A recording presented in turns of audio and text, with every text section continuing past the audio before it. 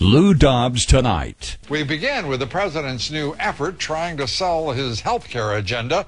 The president today declared that health care costs are out of control and that we are traveling down what he called a dangerous road. President Obama praised the health care industry for its promise to cut $2 trillion in health care costs over the next decade. That would be a reduction of 1.5% in the annual growth rate of higher health care spending.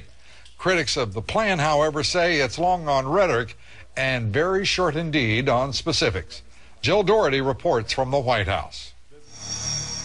The president stood side by side with leaders from 6 major health care trade organizations. What's brought us all together today is a recognition that we can't continue down the same dangerous road we've been traveling for so many years. That costs are out of control, and that reform is not a luxury that can be postponed, but a necessity that cannot wait. 15 years ago, some of those leaders helped kill the Clinton administration's attempts at reform with the so-called Harry and Louise ads. Coverage we can keep even if we change or lose our jobs. Coverage we can afford. Their pledge now, reduce the growth in health care spending and save $2 trillion over 10 years.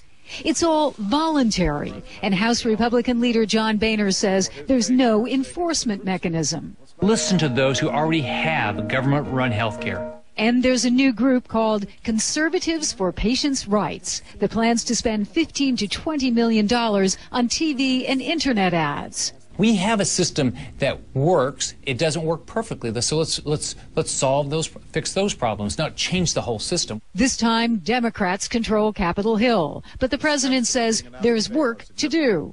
The only way these steps will have an enduring impact is if they are taken not in isolation, but as part of a broader effort to reform our entire healthcare system. Now, those potential savings are contingent upon getting health care reform passed by the end of this year, and that is what the president says he wants. But details of the plan, that is the question. He's laid out general principles, but details are still a big question mark, Lou. So how in the world can anyone say it's a $2 trillion plan when it's talking about 1.5% reduction from the rate of growth in the escalating cost of health care over the next decade?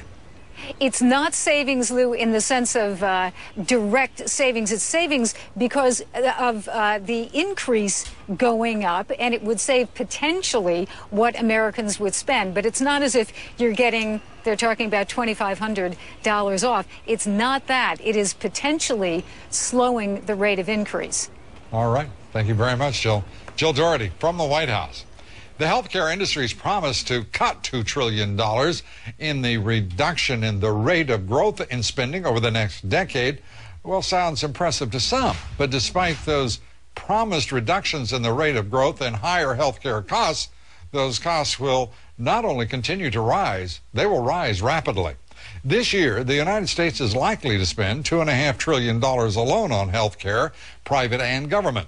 10 years from now, the White House is forecasting health care spending will be about $3.5 trillion, even with the savings announced today.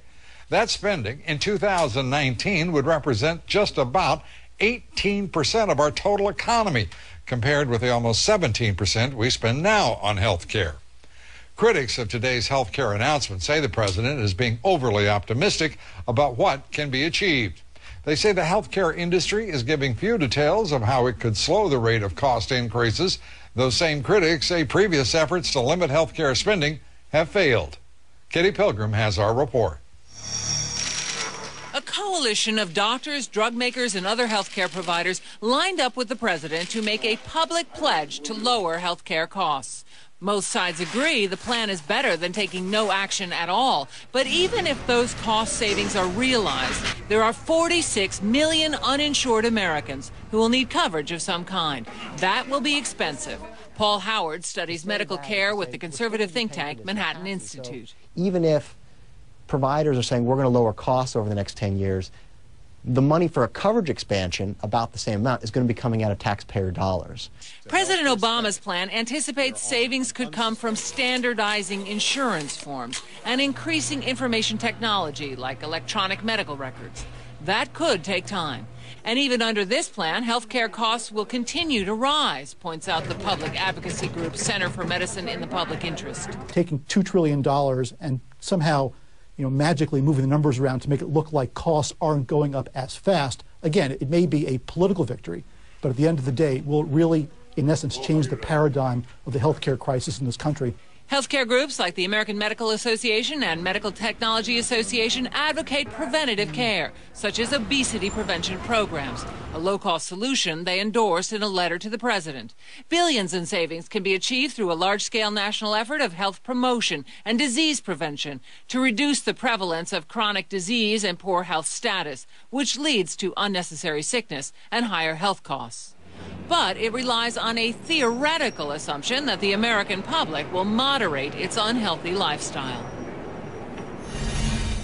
All the different parts of this plan lack specific details on exactly how the savings would be achieved.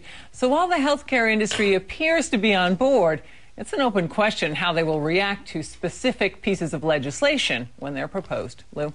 And proposed they likely will be very quickly. All right. Thanks very much, Kitty. Kitty Pilgrim.